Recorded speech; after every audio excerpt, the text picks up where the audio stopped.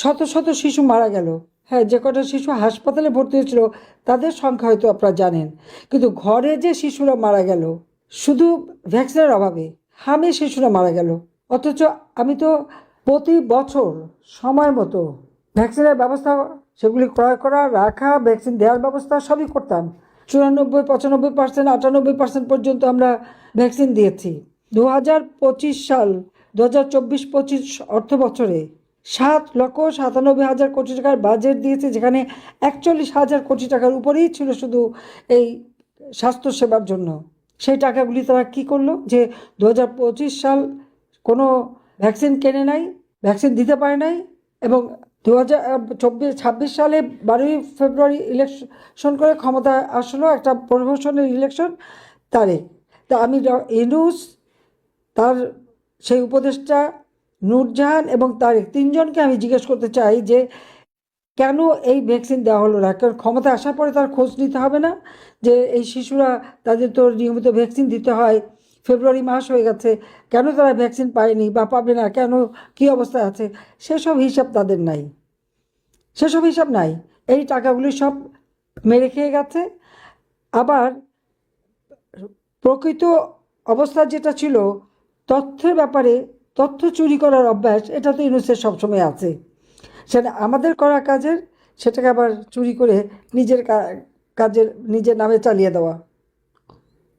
যেখানে 2025 সালে মাত্র 59% শিশু, তারা যেটুকু ভ্যাকসিন ছিল সেটুকু পেয়েছে, আর সেখানে এখন দেখাচ্ছে অনেক বড় করে সংখ্যা করে দেখাচ্ছে। মানে একটা মিথ্যা কথা বলারও একটা সীমা থেকে, কোনো সীমা নাই। আজকে সার নাই, বিদ্যুৎ নাই, গ্যাস নাই, পানি নাই, কিছু নাই, একটা কাজে পারদর্শিতা দেখাচ্ছে। পারদর্শিতা কিসে? অত্যাচার, নির্যাতন, খুন খারাপি, অগ্নিসংযোগ, লুটপাট। আমার খালি প্রশ্ন এটাই, ওদের কি মা বাবা নাই? ওদের সন্তান নেই? ওদের ভাই বোন নেই? ওদের কেউ নেই? ওরা অন্যের উপর এভাবে নির্যাতন করে কিভাবে? তাদের পাশবিক অত্যাচার, নির্যাতন সীমা ছাড়িয়ে গেছে। সে মেয়েদের উপরে নির্যাতন, এমনকি কারাগারে নিয়ে সেখানে নির্যাতন। এই যে আওয়ামী লীগের নেতা গ্রেপ্তার করে নিয়ে গেছে, তার চিকিৎসা পর্যন্ত হতে দেয়নি। জেল থেকে বের হওয়া মানে কি, হওয়ার সাথে সাথে মারা গেছে। তার মানে যখন ভেবেছে যে মারা যাবে তখনই ছেড়ে দিয়েছে।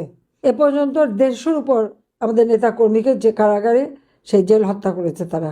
মৃত মানুষের হাতে হাত করা মুক্তিযোদ্ধা মন্ত্রী, তাকে পর্যন্ত চিকিৎসা দেয়নি, চিকিৎসা দেবে না। আওয়ামী লীগ হলে দেবে না। কেন আওয়ামী লীগ হলে দেবে না? আওয়ামী লীগ সংগঠন 1949 সালে গড়ে উঠেছিল বলেই আজকে সারা বাংলাদেশের এত বড় বড় পদ তারা পাচ্ছে। আওয়ামী লীগ যদি দেশ স্বাধীন না করতো তাহলে কোনো পদ পেত? তাহলে কোনো নাম ডাক পেত? পাসপোর্ট পেত? পাকিস্তানিদের পদতলে থাকতে হতো। কি দুর্ভাগ্য আমাদের যে এই জায়গায়, যে এই রংপুরে প্রায় 200-র অপর মেয়েকে পাকিস্তানি হানাদার বাহিনীর হাতে তুলে দিয়েছিল। গ্রামের পর গ্রাম মানুষকে দাঁড় করিয়ে গণহত্যা চালিয়েছে, যাকে আমরা বিচার করেছি, শাস্তি দিয়েছি। ইউনূস ক্ষমতা এসে তাদেরকে ছেড়ে দিয়েছে। মুক্তিযোদ্ধার গলায় জুতার মালা পরায়, আর এই রাজাকার আলবদর আলসাম, যে পাকিস্তানি আনাদার বাহিনীর দোসর, তাদের গলায় ফুলের মালা দেয়। এর থেকে ধৃষ্টতা আর কি থাকতে পারে? এর থেকে কষ্টের আর কি থাকতে পারে? আমরা বিচার করেছি, কিন্তু এখন কি হচ্ছে? কোনো আইনের শাসন নাই, বিচার নাই, কিচ্ছু নেই। চিফ জাস্টিস থেকে শুরু করে জজদের যদি লাঠিসোঁটা, অস্ত্র, রামদা, চাইনিজ পোল নিয়ে পদ থেকে বাধ্য করা, সে দেশে আর বিচার ব্যবস্থা থাকে না। যে কোর্টে যুদ্ধাপরাধীদের বিচার হয়েছে সেই কোর্টে আমাদের বিচার করে।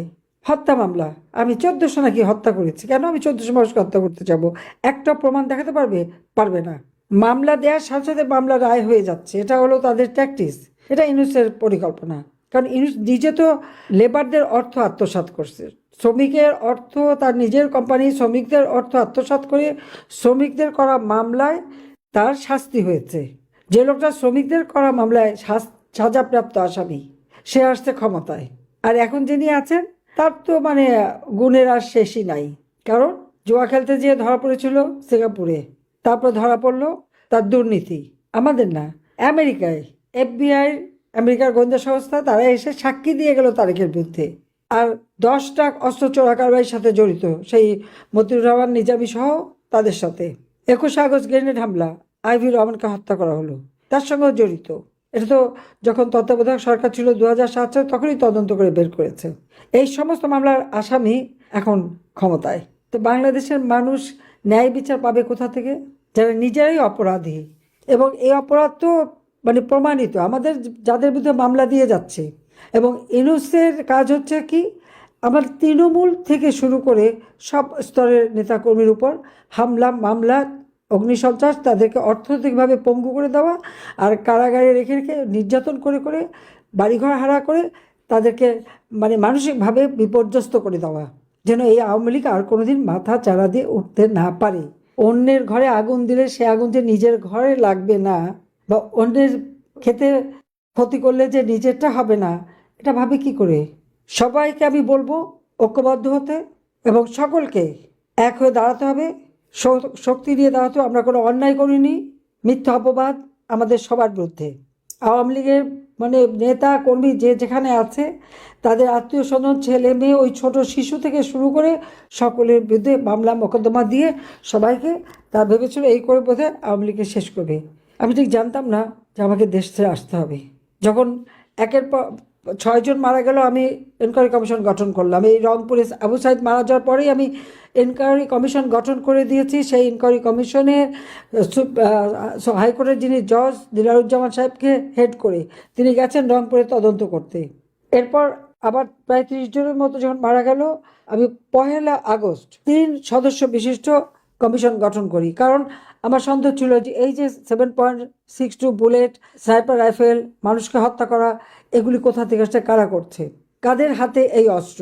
কারণ এই অস্ত্র তো পুলিশ ব্যবহার করে না, বরং পুলিশদের মেরে একের পর এক থানা লুট করা, আগুন দেওয়া, মানুষ মারা, পুলিশকে হত্যা করেছে।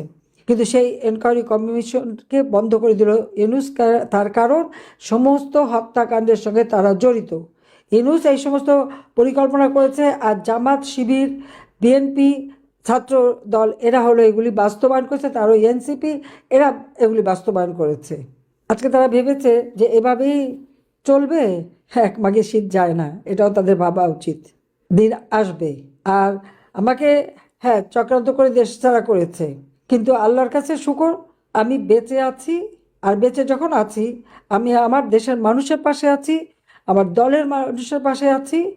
আর এই অন্যায়ের প্রতিকার ইনশাল্লাহ করবই করব। কারণ গ্রেনেড হামলা থেকে আল্লাহ আমাকে বাঁচিয়েছে, 76 কেজি বোমা পুঁতে রেখেছিল, সেখান থেকে আল্লাহ বাঁচিয়েছে, প্রত্যেকবার আল্লাহ বাঁচিয়ে দেয়। তারপরেই কিন্তু আমি একটা কাজ করতে পারি মানুষের কল্যাণে, উন্নয়নে।